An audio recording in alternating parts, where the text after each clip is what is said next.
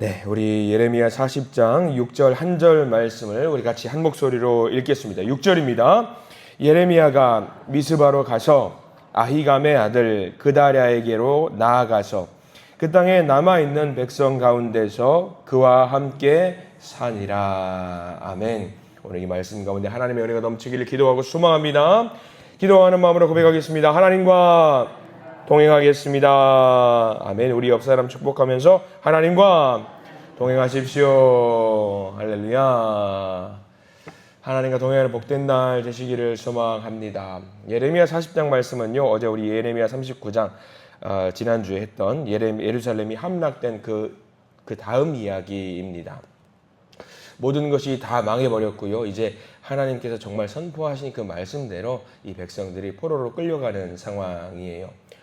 보통 이 정도로 되면은 드라마나 영화에서도 이제 종결이 되는 거죠. 끝나는 스토리입니다. 모든 것이 다 끝났으니까 여기서 어떤 이야기가 종결이 돼도 이상하지 않아요. 다 마무리가 돼도 이상하지 않는 스토리입니다.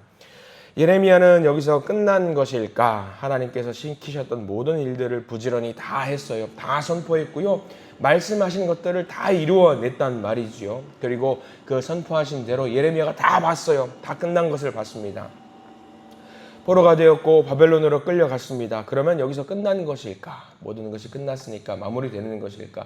예레미야는 이제 여기서 은퇴해도 되는 것일까? 아니요. 이 시점을 기점으로 해서도 예레미야는 앞으로 10년은 더 하나님의 말씀을 선포합니다. 10년 정도 더 사역을 하고 그의 삶이 끝나거든요.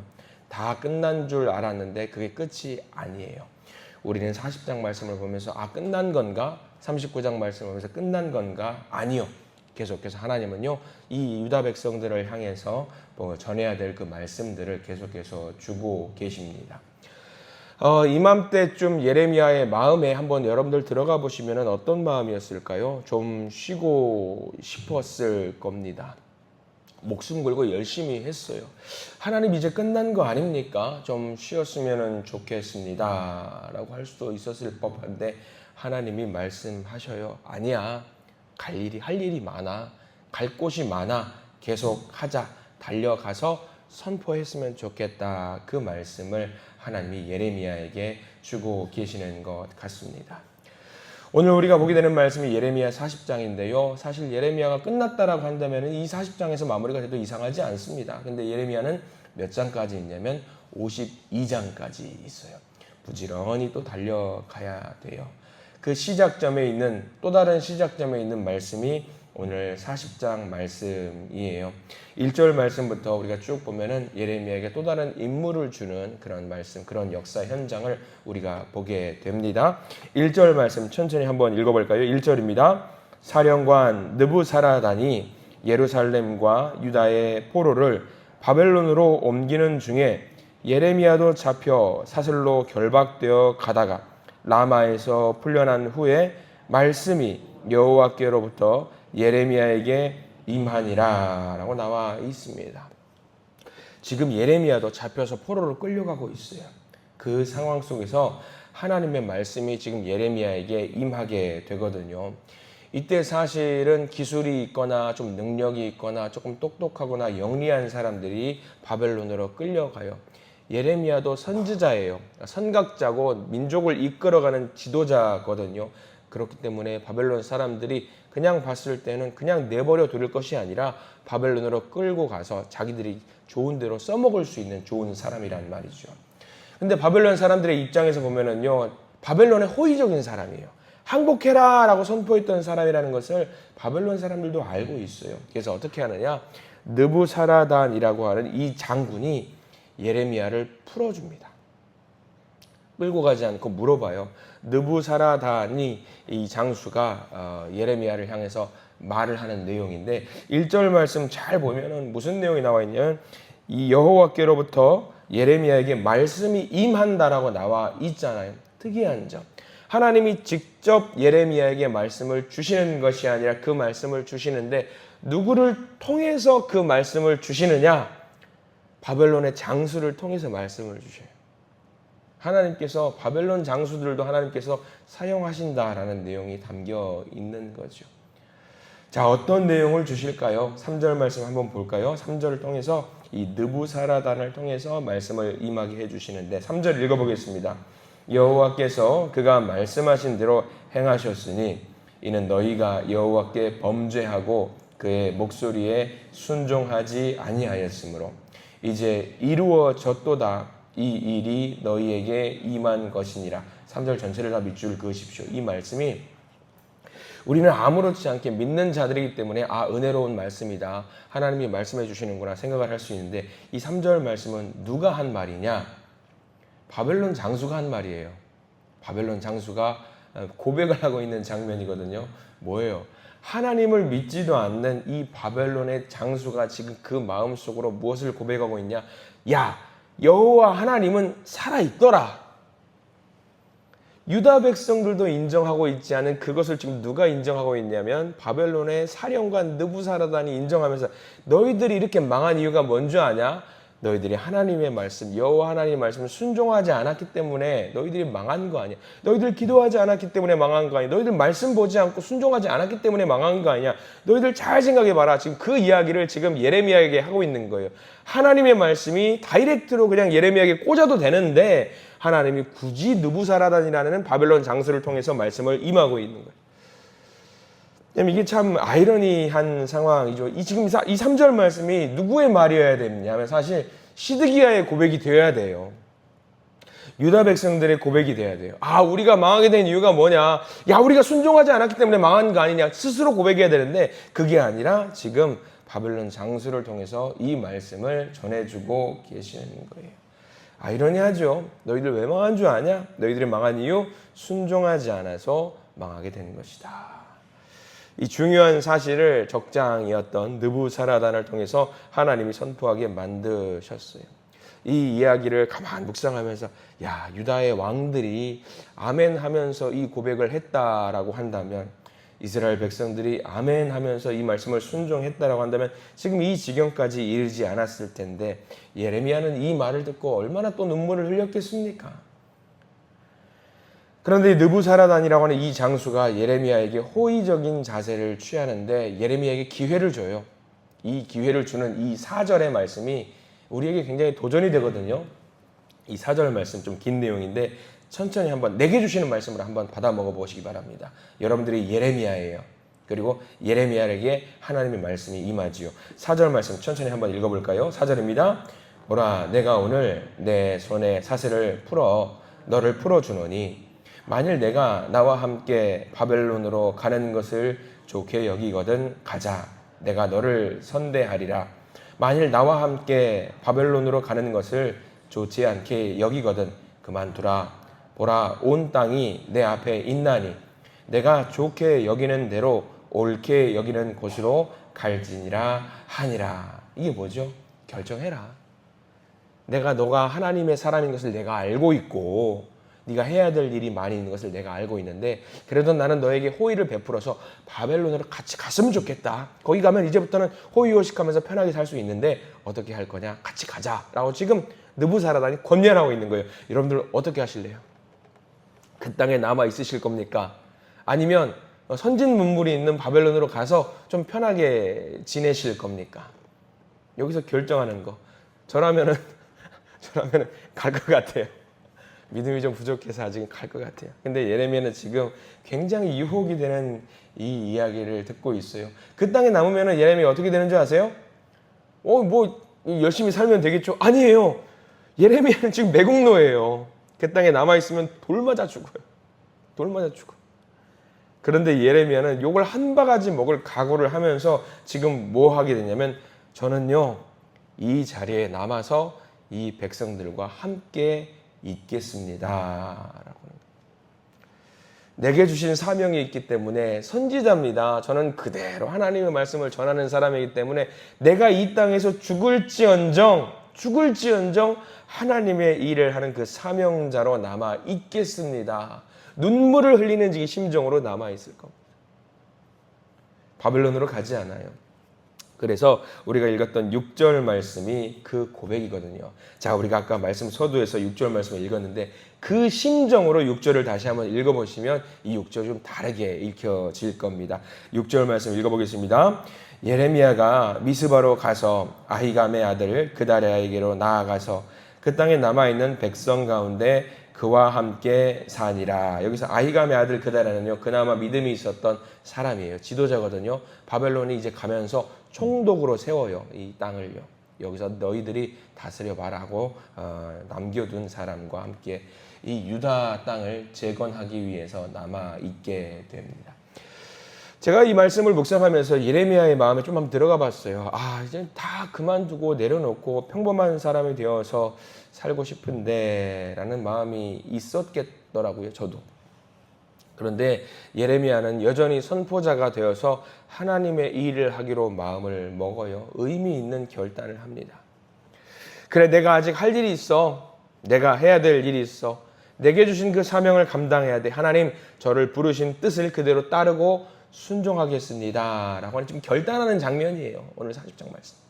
망가져버린 유다의 땅, 건질 수조차 없고 희망을 찾을 수도 없는 그 자리, 바로 그 자리에서 내가 해야 될 일을 찾겠노라 라고 결단을 하는 거거든요. 2주쯤 전에 부산로의 여름 행사에서 아이들 한 40-50명을 데리고 성경학교를 인도를 하면서 말씀 서두에서 아이들에게 비슷한 질문을 해봤어요. 아이들아, 너희들 있는 그 자리가 편의점이 하나도 없는 그곳에서 살 수 있겠어? 얘들은 편의점 없는 곳에서 못 살거든요. 목사님, 못 살아요. 얘들아, PC방 없는데 너희들 살 수 있겠어? 못 살아요. 그래요. 아무것도 아니잖아요. 우리에게 보려고. 없으면 뭐 어때? 근데 아이들은 그런 게 없으면 못 살 것 같다라고 이야기. 핸드폰 없는 세상에 살 수 있어요? 핸드폰이 없는 세상이 있어요? 그래요. 애들은 이거 보고 사니까.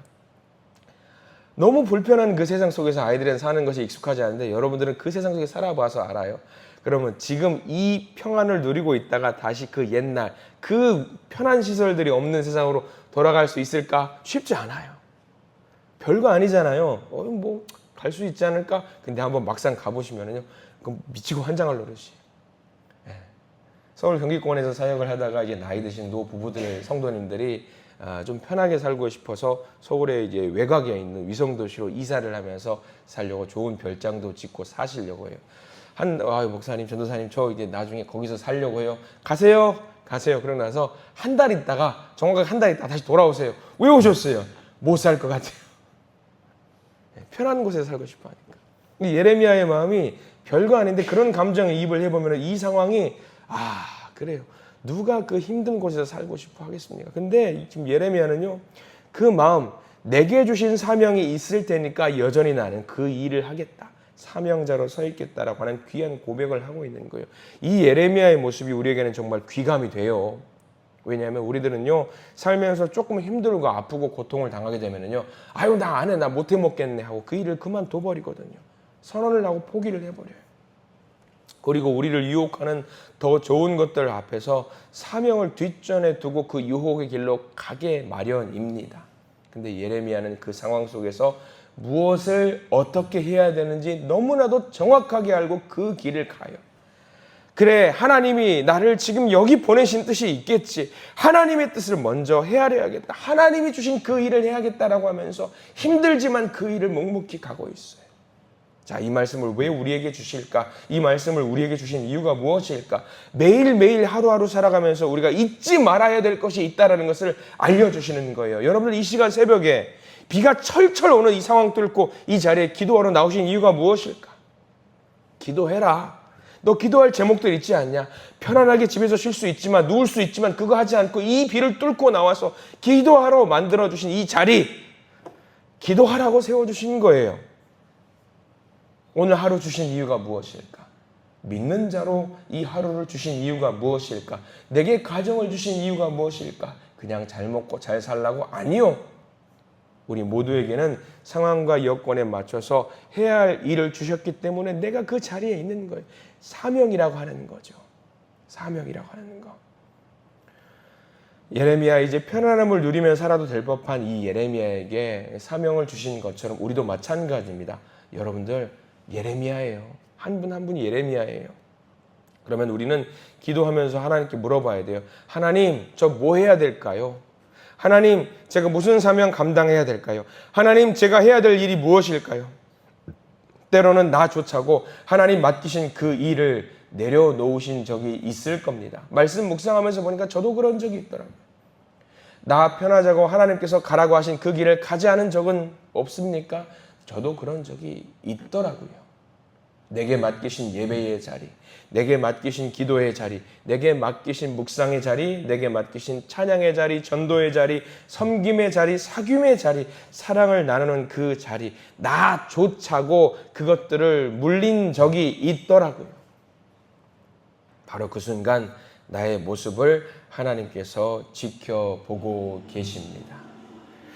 어제 모든 우리 교회 행사가 좀 있었어요. 여름 행사도 어느 정도 마무리되면서 저녁에 한 오후 5시쯤인가 가만히 있으면서 사무실에 하면서 말씀을 준비하면서 약간 몸이 퍼져버렸어요. 그래서 잠깐 좀 쉬자 해가지고 눈을 딱 감고 4시쯤이었고요. 딱 엎드렸는데 눈을 떠보니까 5시예요. 그 자리에 엎드린 1시간 동안 엎드려져 있었던 거예요. 몸이 좀 피곤했죠. 근데 순간적으로 생각하는 게 번뜩 있어요.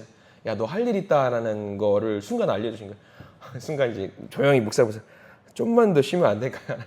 그 생각이 드는데 5시에 번뜩 아니야 이런 너 할 일 있어 막 그러는 것 같아요. 마침 전화가 왔어요.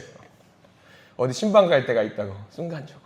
누군지는 말씀드리지 않겠지만 옷 챙겨 입고 그냥 그 자리에서 일어나가지고 가서 신방 가야 될 성도님 잠깐 만나 뵙고 기도하고 왔어요. 그리고 와서 그대로 뻗어버렸어요. 그 순간 이제 예레미야 말씀을 묵상하면서 이 말씀을 보면서 순간적으로 너 할 일이 있다라고 하면서 일어나게 만드신 하나님의 뜻을 보면서 딱 예레미야 이 모습을 보여주시더라고요. 나 할 일이 있구나. 여전히 할 일이 있구나. 쉬고 싶지만 하나님의 할 일이 있구나라는 것을 붙들고 나아가는 모습, 예레미야의 모습을 보면서 그래, 내가 할 일 해야지 라는 생각이 들었어요. 저만 그런 거 아니에요. 여러분들 명심하세요. 여러분들도 계신 그 자리에서 해야 될 일 주셔요, 하나님. 그러면 물어보셔요. 하나님 저 뭐 해요? 하나님 저 뭐 해요? 그러면 대번에 내가 몸으로 움직여야 될 그 자리로 가게 만드시는 하나님의 역사를 경험하시게 되실 겁니다. 힘들어요. 안 힘든 게 어디 있겠습니까? 그러나 하나님 그 일을 마무리하고 돌아와서 다시 한번 기도할 때에 하나님 주신 그 기쁨이 있어요. 그 기쁨 붙들고 그 기쁨을 기대하면서 나아가시는 저와 여러분들 되시기를 소망합니다. 힘드시겠지만 하나님이 함께 하실 것을 믿고 동행하시는 하나님을 의지하면서 나아가시는 복된 하루 살아가시기를 간절히 축복하고 축원합니다. 기도하겠습니다. 하나님 감사합니다. 오늘 말씀을 통해서 우리가 가야 될 그 길이 어딘지 보게 하시니 감사합니다. 예레미야, 주님 나라가 무너지고 모든 것이 끝나는 것처럼 보이는 순간에게도 예레미야에게 여전히 사명이 있음을 알려주시고 그 길 가게 만드신 하나님 감사합니다. 우리를 예레미야로 만드시고 오늘 하루 시작하면서 내가 해야 될 일이 무엇인지 알게 해 주시옵소서. 내가 기도해야 될 제목들을 알게 해 주시고 내가 해야 될 그 일 알게 해 주시고 내가 만나야 될 그 사람 알게 해 주시고 그 길 가운데 복음을 전할 수 있는 우리가 되게 해 주시옵소서. 사명자로 일어서게 해 주시옵소서. 기도자로 또는 예배자로 서게 해 주시옵소서. 기도하면서 주님 제가 여기 있습니다. 주님 맡기신 일을 하겠습니다. 고백하면서 살아가는 복된 주의 자녀들을 되게 해 주시옵소서. 주님 우리의 걸음이 때로는 무겁고 힘듭니다. 한 걸음 내딛는 것이 절망적이고 눈물이 날 때가 있습니다. 그러나 그 한 걸음 한 걸음 발을 떼고 발을 디딜 때마다 하나님이 나와 함께 하심을 믿습니다. 그래서 주님을 의지합니다. 주님을 따르기를 소망하오니 우리에게 힘 주시고 능력 주시옵소서. 예수 그리스도의 이름으로 간절히 기도드립니다. 아멘.